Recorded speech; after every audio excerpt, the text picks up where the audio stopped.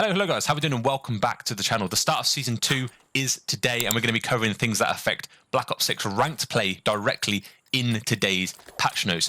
I'll leave a link to the patch notes down in the description below, so if you want to check out other things that maybe relate to normal public matches or zombies or anything like that, you can do so at your own leisure. But obviously this is a ranked play channel, so that's what we're going to be focusing on today. There are a bunch of changes. This is arguably the biggest ranked play update we've had in the history of ranked play. There's a lot of changes, including a rank reset, weapon adjustments, map changes, movement nerfs, crossplay adjustments. There's a ton we're going to be going through in today's video, so sit back, relax, and make sure you watch to the end because it is jam-packed full.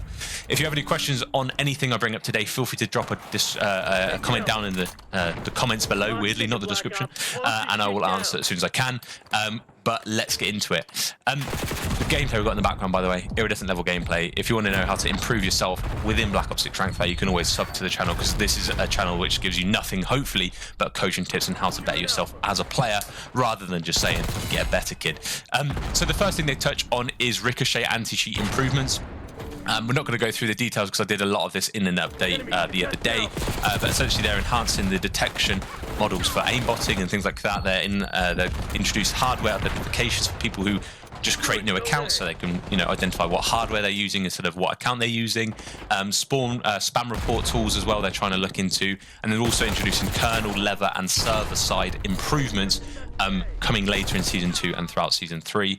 And as I said, I'll leave a link to the community update where they go into a lot of the anti-cheat information down below as well underneath the patch notes if you want to read. The first thing you probably are going to be wanting to know is when does rank play come in, when's the rank reset, and how do the rank resets work? Rank play is going to be coming later today. It usually happens around 6 to 7 p.m. UK time, so normal sort of time for updates. They've been pretty quick in recent history, so I'm hoping it's going to be the same thing, but if not, expect some delays, but it should be around that sort of time.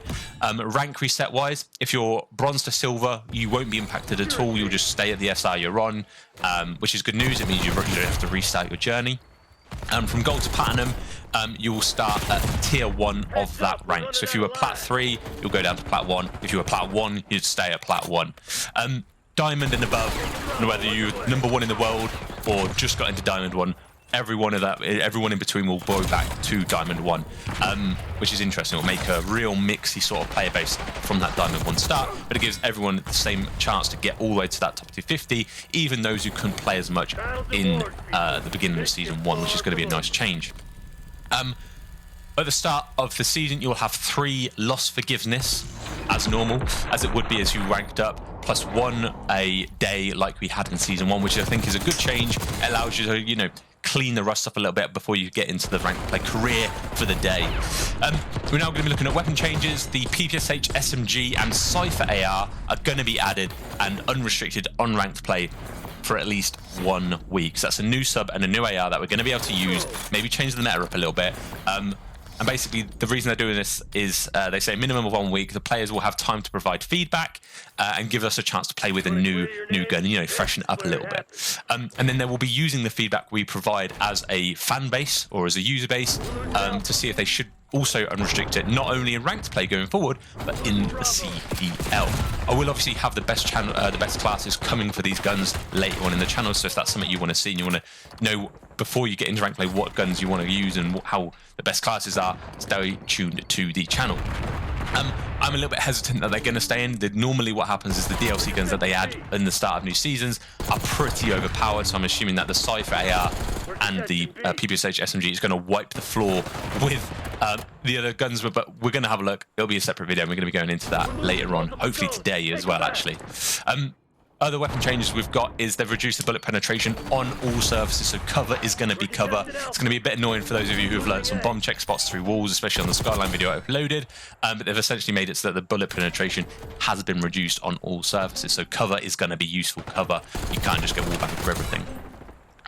We'll no longer have a screen flash or be like bullet punched when you are being shot at with a melee weapon, which is nice because sometimes when you're running with a knife, you get this weird thing when people are shooting at you, and that's going to be no more, which is a good change in my opinion. But unfortunately, there have been no changes or no patches or no nerfs and buffs to any guns that we have currently in ranked play, other than a small adjustment to the Strider, which is another weapon penetration, bullet penetration thing. But no changes for existing guns is probably what you need to take away. And we're getting a new SMG and a new AR to play with for at least 1 week. There's also been a map change. As we go through these, by the way, I'm really interested to hear your thoughts. So I'm giving mine as we go along. I am speeding through it, but I'm trying to give you my feedback as we go through. But I'm interested to you guys. You are more than me. You are many people. I am one. What are you feeling about some of these updates I go through? I'd love to see a couple of discussions down below, just to see what the feedback is and what the general feel is from other people other than myself, of course. So the one map change which I want to make sure you guys are aware of is to do with protocol control. As you guys know, the 2 current points, or the 2 points in Season 1, were on the flak gun, or essentially P1, and then down by the boat just outside of P4. That is now being changed. That B point on protocol is now being pushed up to P2, which is just outside the radio tower, which I think, I'm sort of not sure how I feel about that change. I think it's closer to the defense spawn, so defenders are going to be able to get to there a little bit easier. But in the same case, it's going to be easier to defend once the attackers are on the point. They're no longer going to have to watch their top or their bottom and the stairs and top P2. There's not going to be as much height advantage over the B point when you're capturing it. So I think if your team can get to there on offense, it's probably going to be easy to capture. And as long as they haven't adjusted spawns too much, you can also push out the spawns as well and spawn them all the way out. So it's going to be an interesting one. Yeah, not sure what to think about it yet. I guess we'll see when it comes into practice. Talking about spawns, they have said they are trying out some new spawn mechanics. I will be taking notes of any new spawn changes that come and update you guys maybe in one short video for all of them if there's anything that is worthy of noting. But if there's anything you guys find you spawned somewhere differently or something's not quite happened as you would expect it to, let me know, because I will want to make adjustments to my spawn guys in my ranked play guide that hopefully you guys are somewhat using. They are also testing the spawns live as they do it. They're doing A/B testing, which is essentially where they test 2 scenarios. So hopefully the spawn changes are going to be good and somewhat logical. But again, they're waiting for our feedback to determine whether or not they're going to stick or whether or not it's just worth reverting back to what it was. So we've covered a bunch of things: weapon changes, rank reset, map changes, spawn changes. There's a massive change to move, or slight change to move. I'm maybe over-exaggerating this a little bit. First of all, a really nice change to the movement. They've reduced the weapon, the collision you have with teammates. So when you're all 4 of you, maybe run into one rush point, you're not bumping off each other. If a teammate strafes into you, you're not going to move. It's going to be a really nice, hopefully more fluid way to move around the map when you are close to teammates, especially when you're trying to break through the same doorway or something like that. So I think that's a real nice change.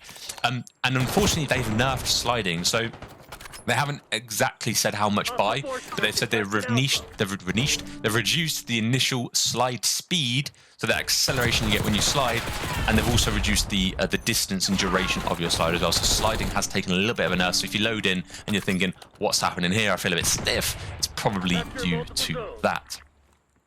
Now, the thing that you guys are probably most excited for, especially those of you who are on console, is the new crossplay functionality. So not only now will you have the option as a PlayStation player or an Xbox player to just play Xbox and PlayStation players respectively, you will also have the new chance, which is the first thing for Call of Duty ever, to have console-only crossplay. So if you're PlayStation, you can select it so you've got crossplay console on, which means you can only play PlayStation and Xbox players, or you can just play PlayStation players, or you can have crossplay completely on and play PC, Xbox, and PS5 players. So it's going to be really nice. It will impact queue times. Obviously, you're going to be searching from a lesser player base or a smaller player base, so it's going to increase the time it takes you to find a game, which is obviously not a good thing, but you know what, it avoids hackers if this anti-cheat doesn't work. And as I say, the only downside of this is for PC players. You are likely to see more hackers as a result of this if the anti-cheat doesn't work. Obviously, if the anti-cheat works, then it's not going to matter whatsoever. But yeah, if it doesn't, we are going to come across more hackers because it's going to be a less diluted population of ranked play gamers. It is the first time they've done a console-only crossplay, so expect there to be some issues and some teething issues going into it because it's completely new.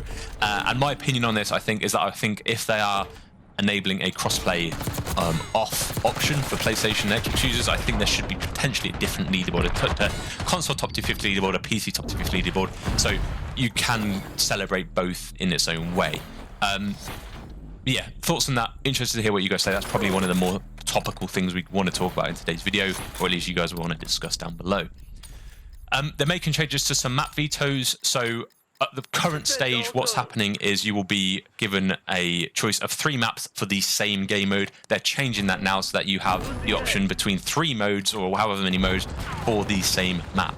And it'll basically, the reason they're trying to do that is so they try and make sure all maps within the player, within the map pool, get us an even amount of playtime in ranked play. So yeah, unfortunately, you might just get red card and red card to choose from, and you just choose whether you want to play hard or deep, for example.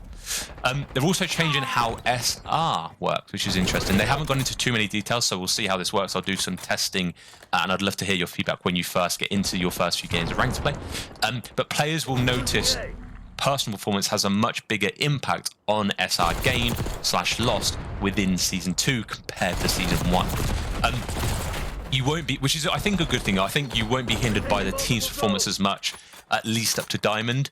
And they do say Crim and Up, which is what they deem as their higher ranks. Crim and Up will still use the same, will use like the margin of victory and team performance to determine how much SR you get, which I think is fine because it's more of a team game at that point, and having the more individual performance boost within those lower ranks will hopefully get the real sweaties and the iridescent players out of those ranks and enable the Smurfs to climb out those ranks a little bit quicker.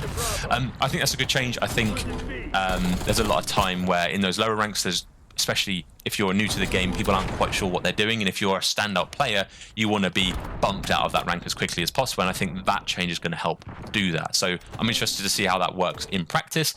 Unfortunately, I'm not in those lower ranks. At least I will start in Diamond, so I'll have to wait for your guys' feedback to let me know how that works. Next thing, score streaks. The R6D will be added in S&D. It will still be restricted in hardpoint and control, in line with the CDL rule. So in the CDL, if you watch it, they're allowed R6D and S&D, and that's essentially what we're replicating here.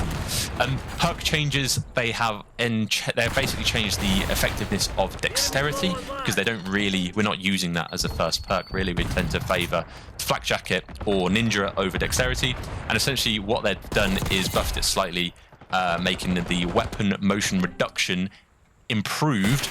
So they're reducing the motion of weapon sway and stuff like that when you're moving, sliding, jumping, whatever it is, from 60% to 70%. So that's a 17% improvement. So it should be somewhat noticeable.